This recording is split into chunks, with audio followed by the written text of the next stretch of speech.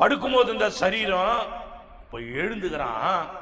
அந்த குஷ்டரோகத்தை அவனுடைய அழகை கெடுத்த பிசாசு விட்டு விலகன உடனே அவன் முகம் அழகா இருக்கிறது, அவன் கை கால் அழகா இருக்கிறது, அவன் அழகான மேனியாய் அழகு நிறைந்த மகனா ஆவியானுடைய மகா பெரிய கிருபையினால் அவனுடைய அழகை வேதனைப்படுத்தி சீவம் சிறங்கும் கர்த்தருடைய கொதிக்கும் கொப்பளங்களுமாக வெடிக்கப்பட்ட சரீரங்களாக முடங்கப்பட்ட கை கால்களாக அவனை முடக்கி கிடந்த பிசாசு அவனை விட்டு வெளியே போகும்படியாய் ஆண்டவர் தொட்ட உடனே அவன் மேலே பிசாசானவன் அக்னி, அவன் நெருப்பாய் அந்த மனிதனால் தாங்க முடியாதபடி அந்த பிசாசு இயேசு அந்த மனிதனை தொட்ட உடனே பிசாசான அந்த வல்லமையை தாங்க முடியாம அந்த சரீரத்தை விட்டு ஓடி போனான்.